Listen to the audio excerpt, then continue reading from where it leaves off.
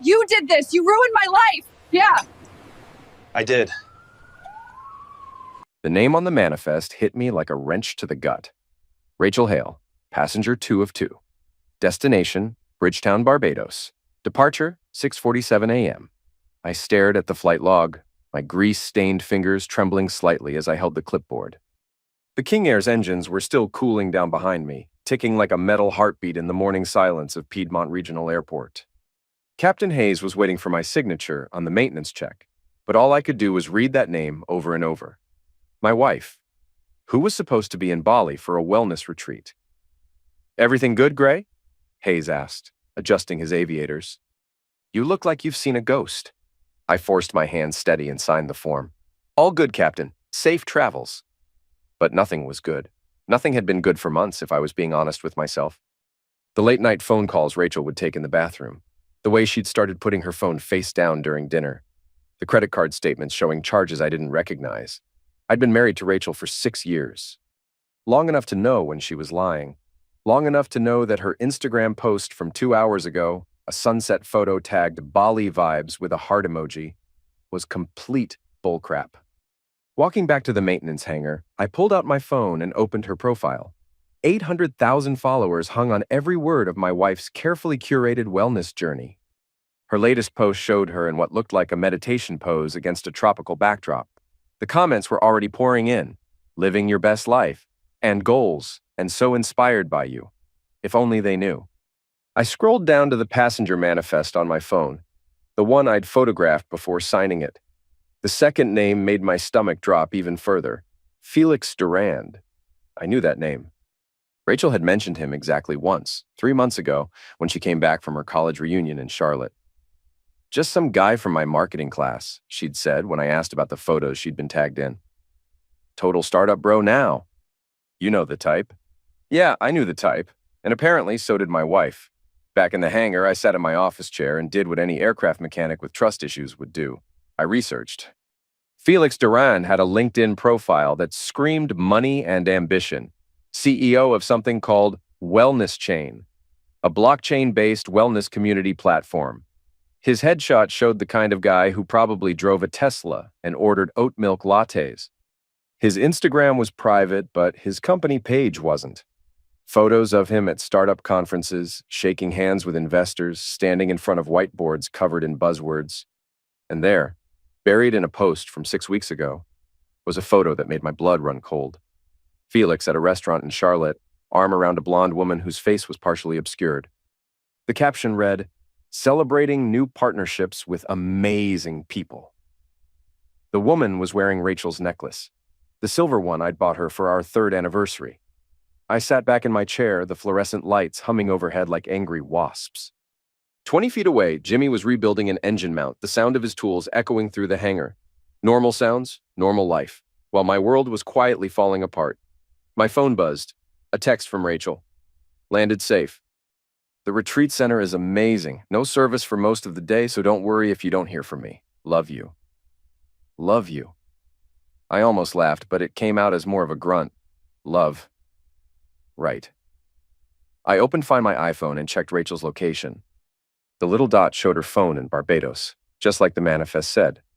At least she wasn't lying about where she was, just about who she was with and why she was there. Standing up, I walked to the coffee machine and poured myself a cup of what Jimmy called motor oil with caffeine. The bitter taste helped clear my head. I needed to think this through logically, like troubleshooting a faulty electrical system. What did I know for certain? Rachel had lied about going to Bali. She was in Barbados with Felix Durand. She'd been acting strange for months. And based on the credit card statements, she'd been spending a lot of money on things I didn't recognize. What I didn't know was why, but I had a feeling I was about to find out. I pulled up our shared bank account on my phone. The balance made me dizzy. In the past 2 months, Rachel had transferred nearly $40,000 to an account I didn't recognize. Our savings account, the one we'd been building to maybe buy a house, was almost empty. "Son of a witch," I whispered. Jimmy looked up from his work. "You say something, Gray?" "Nothing," I said, "just talking to myself." But I wasn't talking to myself. I was talking to my wife, who was 3,000 miles away, probably lying in bed with another man while her followers thought she was finding herself in Bali. I walked back to my office and opened my laptop. If Rachel wanted to play games, I could play games too. I just had to be smarter about it. The first thing I did was check our shared iCloud account. Rachel had always been careless about technology, letting everything sync automatically. Her photos were there, including ones she hadn't posted to Instagram. Photos of her and Felix at dinner, holding hands across a white tablecloth. Photos of them at what looked like a construction site, Felix pointing at blueprints while Rachel smiled adoringly. One photo made me pause. Rachel and Felix standing in front of a half-built structure with a sign that read, "Serenity Cove Resort coming soon." Felix had his arm around her waist, and they were both grinning like they'd won the lottery, with my money. I screenshotted everything, then went to work on something more complicated.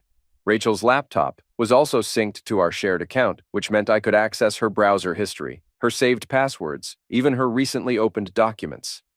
What I found there made me understand the full scope of what my wife had been planning. Email chains between Rachel and Felix dating back 4 months. Business plans for something called Serenity Wellness Retreat. Investment proposals that used Rachel's social media following as collateral. And this was the part that made my hands shake with anger. Divorce papers that had been drafted but not yet filed. She was planning to leave me, but not until after she drained our accounts to fund her new life with Felix. One email from Felix to Rachel stood out. "Once the investors see your reach and engagement, we'll have more money than we know what to do with. This place will be a goldmine, babe. And the best part? Your husband will never see it coming. Never see it coming." I sat back and cracked my knuckles, the way I did when I was about to start a particularly challenging repair, because that's what this was, really, a repair job. My wife had broken something, our marriage, our finances, our trust, and I was going to fix it. But not the way she expected. I opened a new browser window and started researching Barbados business registration laws. Then I looked up the resort Felix was supposedly building. Then I started making a list of everyone who needed to know that Rachel Hale wasn't who she claimed to be. By the time Jimmy left for the day, I had a plan. The beauty of being an aircraft mechanic is that people assume you're not very smart. They see the coveralls and the grease under your fingernails and figure you're just some guy who's good with his hands. What they don't realize is that modern aircraft are basically flying computers. You need to understand electrical systems, hydraulics, avionics, and materials engineering just to do basic maintenance. You also need to be methodical, patient. Because when you're working on something that flies at 30,000 feet, mistakes aren't just embarrassing, they're deadly. Rachel was about to learn that her husband was very good at avoiding mistakes. I started small. The next morning, while she was posting photos of herself doing yoga on a beach that definitely wasn't in Bali, I began systematically disconnecting her from the life she'd built on lies. First, I changed the password on our shared Apple ID account. Nothing dramatic, just claimed I'd been getting spam and needed to secure it. This gave me access to her phone's backup data, including text messages she thought she'd deleted. The messages between her and Felix painted a picture that made me want to punch something. They'd been planning this for months. The wellness retreat was just the cover story. They were actually in Barbados scouting locations for a resort that existed only on paper, funded by money they'd stolen from investors and, more personally painful, from me. "Can't wait to see you," Rachel had texted Felix 2 days ago. Gray has no idea. He's been so distracted with the work lately I could probably rob a bank and he wouldn't notice. She wasn't wrong about me being distracted, but she was wrong about what I wouldn't notice. Next, I tackled her social media empire. Rachel's Instagram account was connected to Facebook, Twitter, TikTok, and her website through a service called Buffer, which let her schedule posts across all platforms at once. The login credentials were saved in her browser, which was backed up to our shared iCloud. I didn't delete anything. That would have been too obvious. Instead, I did something much more subtle and devastating. I changed her posting schedule. Every post Rachel had pre-scheduled about her Bali retreat got redirected to post at 3 a.m. Eastern Time, when most of her American followers would be asleep. Meanwhile, I scheduled new posts to go live during peak engagement hours, posts featuring her old photos with geotagged locations that didn't match her story. By noon, her comment sections were full of confused followers asking why she was posting throwback Bali photos with current timestamps. Some of her more dedicated fans had noticed that the sunset in her current beach photos didn't match the time zone she claimed to be in. but I was just getting started. The real prize was her email account, which contained correspondence with every brand sponsor, collaboration partner, and business contacts she'd cultivated over 3 years of building her wellness influencer empire. I drafted an email that would go out to all of them, scheduled to send the next morning. Dear brand partners, I need to inform you of some personal circumstances that may affect my ability to fulfill current and future collaboration agreements. Due to ongoing legal and financial complications in my personal life, I cannot guarantee the authenticity of my content or the stability of my platform at this time. I understand this may create difficulties for your marketing campaigns, and I sincerely apologize for any inconvenience. Regards, Rachel Hale. The email was professional enough to seem legitimate, but vague enough to make every brand manager panic about being associated with whatever scandal Rachel was apparently involved in. While I worked, my phone kept buzzing with texts from Rachel, updates about her amazing spiritual journey and how transformative the retreat was. Each message was a small knife twist, but I responded normally. Sounds incredible, babe. Miss you, because I wanted her to feel safe. I wanted her to keep posting photos with Felix in the background, keep scheduling business calls from a location she was supposed to be keeping secret, keep building the evidence I needed to destroy them both. By evening, I was ready for Phase 2. I'd found the website for Serenity Cove Resort, the fantasy paradise Felix was using to lure investors. The site was professionally designed, full of renderings of luxury villas and spa facilities that looked like they belonged in a 5-star travel magazine. There were testimonials from previous guests and photos of amenities that were clearly stock images. But the most interesting part was the investor portal, where people could log in to check on their contributions to the development project. Using Rachel's saved passwords, I was able to access Felix's email account, which gave me the login credentials for the investor backend. What I found there made me understand the full scope of their scam. Felix had raised over $200,000 from 12 different investors, all of whom thought they were funding a legitimate resort development. The money was sitting in a Cayman Islands bank account, ready to be transferred to another account in Rachel's name once she finalized her divorce and could claim the funds without my legal interference. They'd planned this perfectly. Except for one thing, they'd underestimated the husband they were stealing from. I spent the next 2 hours documenting everything. Screenshots of bank transfers, copies of the fake business registration documents, recordings of phone calls between Felix and potential investors that I pulled from his synced voicemail account. Then I started making some calls of my own. The first was to the Barbados Ministry of Tourism, where I reported a suspected investment fraud targeting American citizens. I provided them with Felix's information, the fake resort documentation, and evidence that he was operating without proper permits. The second was to the Federal Trade Commission, where I filed a complaint about Rachel's undisclosed business relationships and false advertising to her social media followers. The third was to the investors themselves. I created an anonymous email account and sent each of Felix's investors a carefully crafted message. You may want to research Serenity Cove Resort more carefully before investing additional funds.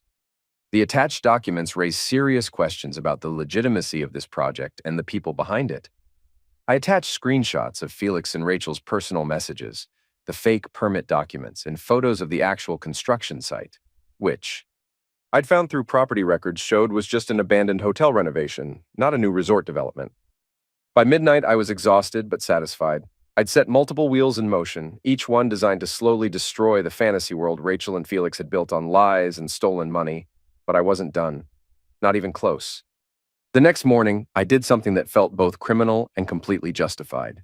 I booked a flight to Barbados. If Rachel wanted to have her big romantic finale with Felix, I was going to make sure they had an audience. The irony wasn't lost on me that I was using our joint credit card to book a last-minute flight to Barbados, the same card Rachel had been using to fund her escape from our marriage. But I'd learned something important from my wife's betrayal. Sometimes the best revenge is making someone pay for their own destruction.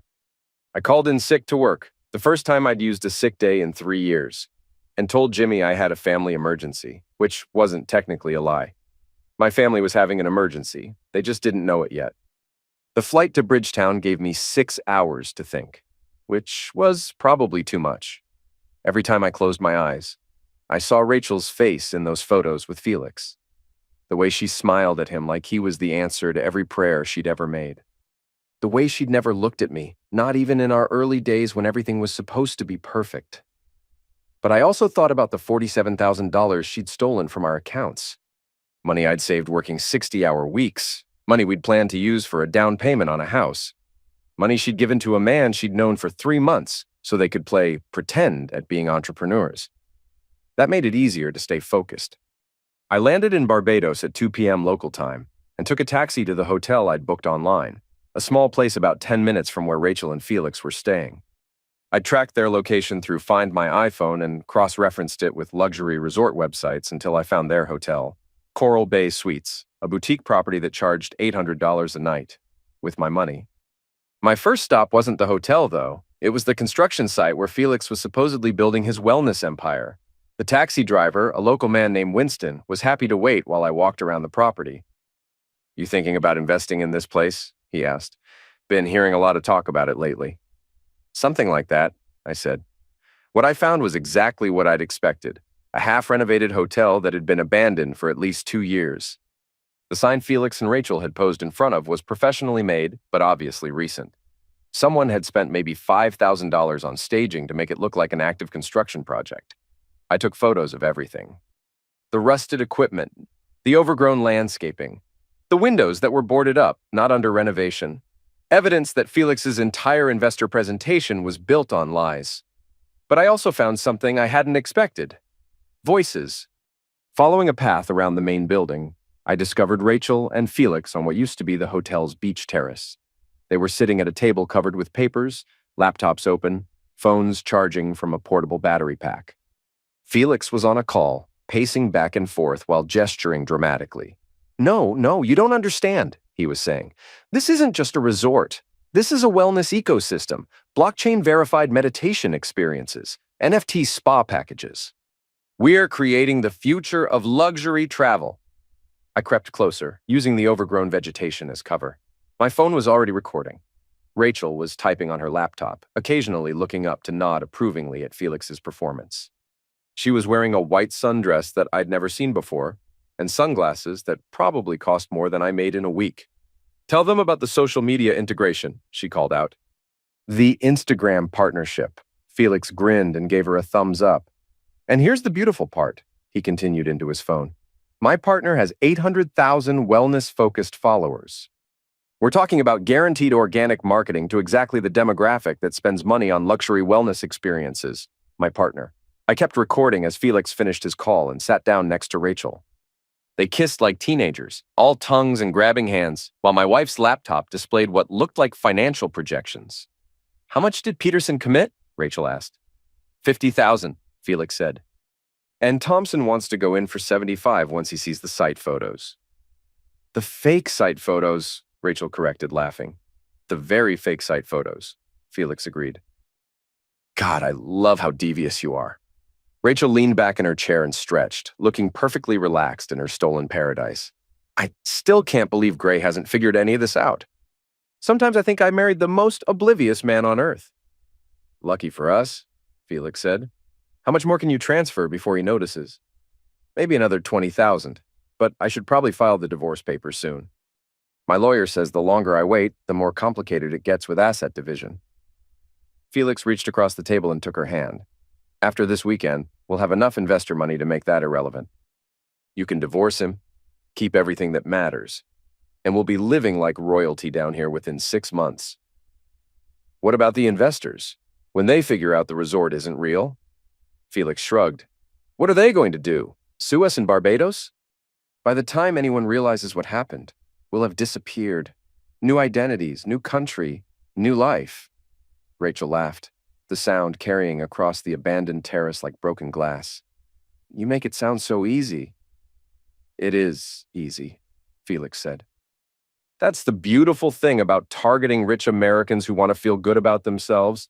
They don't do real due diligence. They just want to believe they're part of something special." I'd heard enough, more than enough. Walking back to where Winston was waiting with his taxi, I felt something I hadn't experienced in months. Clarity. For the first time since I'd seen Rachel's name on that flight manifest, I knew exactly what I needed to do. "Change of plans," I told Winston. "I need to go to the police station." 2 hours later, I was sitting across from Detective Inspector Patricia Williams of the Royal Barbados Police Force.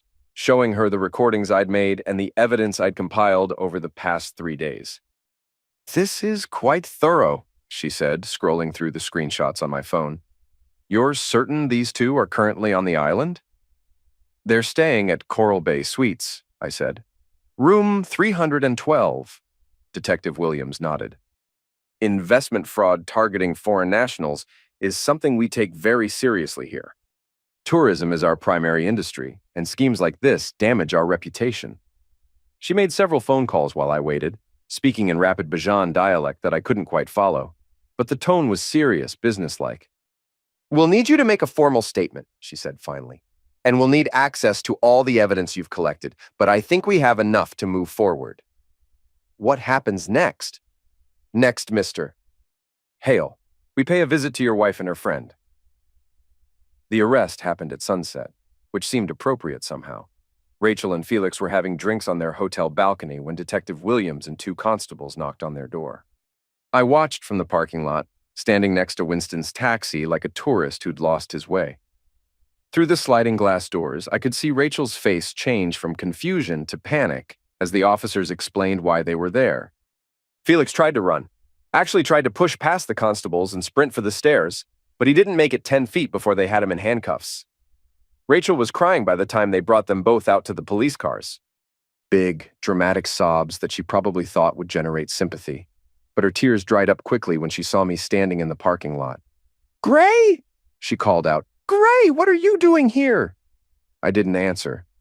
I just watched as they put her in the back of a police car, her white sundress wrinkled and her expensive sunglasses gone. She looked small suddenly, ordinary. Like the girl I'd married before she decided she was destined for something bigger than a life with an aircraft mechanic. "You did this!" she screamed through the car window. "You freaking did this!" Detective Williams approached me as the cars pulled away. "They'll be processed tonight and arraigned in the morning. The investigation will take some time, but with the evidence you've provided, the charges should stick." "What charges exactly?" "Wire fraud, money laundering, obtaining money under false pretenses.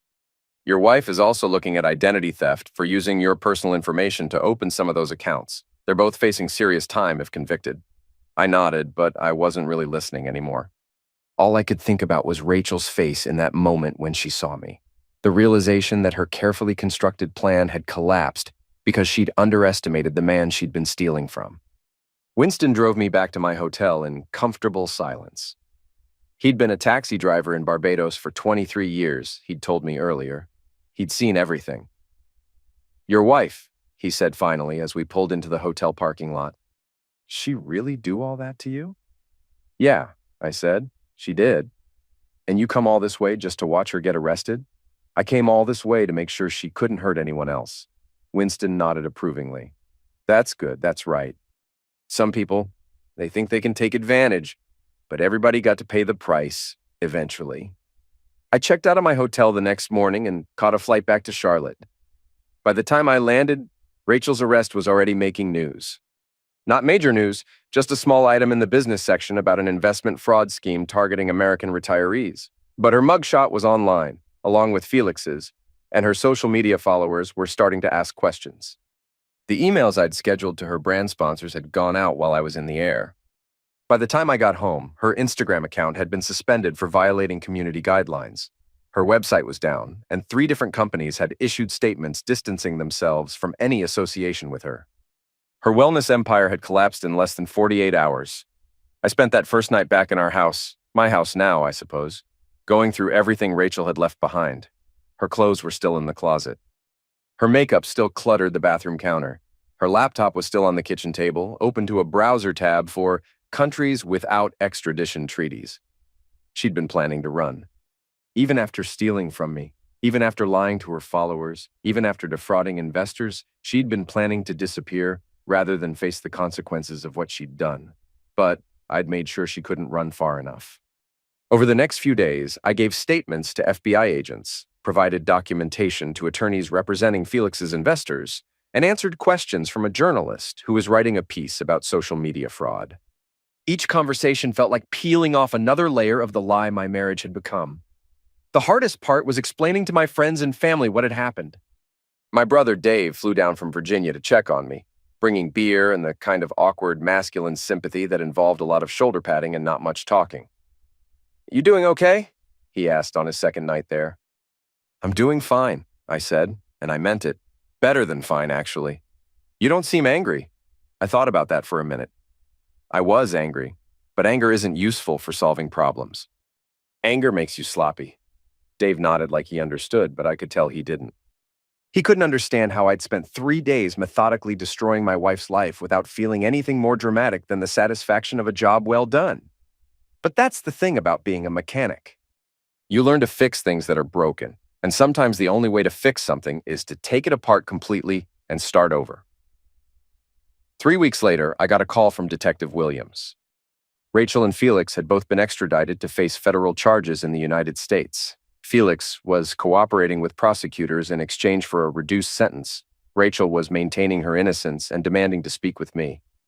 "She says she wants to explain everything," Detective Williams said. "Claims there are things you don't understand about the situation." "There's nothing she can tell me that I don't already know," I said. "You sure about that?" "Sometimes these conversations can provide closure." "Closure? Like my marriage was a business transaction that needed to be finalized properly." "I'm sure," I said, but I wasn't entirely sure. Part of me wanted to hear what Rachel thought she could say that would make any of this make sense. What explanation could possibly justify stealing from your husband to fund a fantasy life with another man? In the end, curiosity won. 2 days later, I drove to the federal courthouse in Charlotte for what I'd been told would be my only conversation with Rachel before her trial. She was wearing an orange jumpsuit and had lost weight. Her hair, which had always been perfectly styled for her Instagram photos, hung limp around her face. We sat across from each other in a small room with fluorescent lighting that made everything look sickly. A federal marshal stood by the door and our conversation was being recorded. "You look good," Rachel said, which was such a ridiculous thing to say that I almost laughed. "Thanks. I know you hate me," she continued. "I know you think I'm a terrible person, but I need you to understand that I never meant for things to go this far." "How far did you mean for them to go?" She looked down at her hands, which were folded on the metal table between us. "I was going to leave you. I was going to ask for a divorce. But I wanted to have something to start over with, you know? I didn't want to walk away from 6 years of marriage with nothing." "So you stole $47,000? I borrowed it. I was going to pay it back once the resort was profitable." "The resort that didn't exist." Rachel's composure cracked slightly.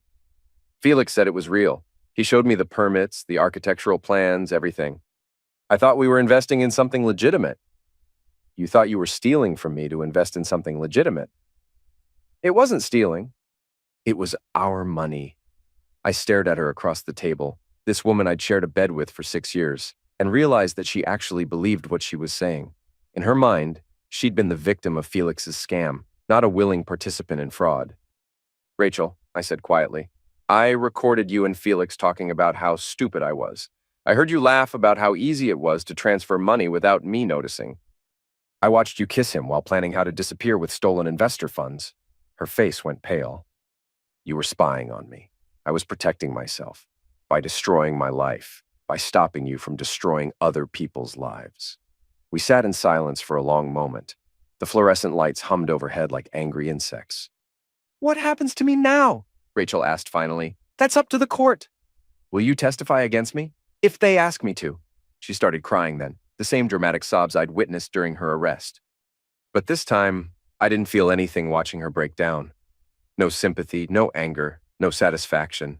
Just the mild interest of someone observing a problem that was no longer his to solve. "I loved you," she said through her tears. "I know you don't believe that, but I did love you."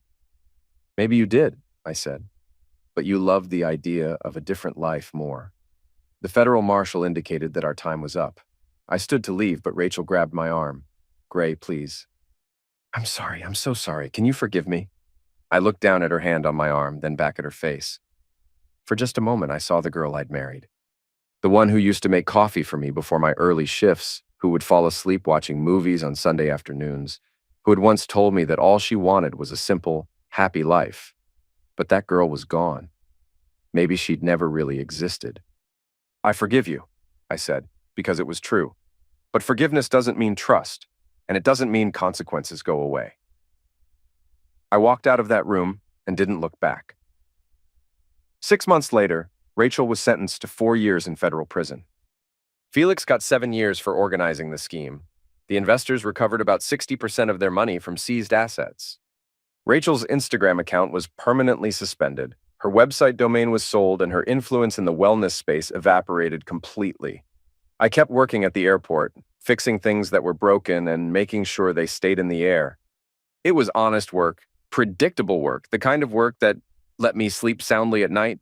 Sometimes people asked me if I missed being married. I told them I missed being married to someone who existed. But I didn't miss being married to someone who was always planning to become someone else. 6 years of marriage had taught me something important. You can't fix a person the way you can fix an aircraft engine. People have to want to be fixed. And some people are more interested in breaking things than fixing them. Rachel Hale had been that kind of person, but she wasn't my problem anymore.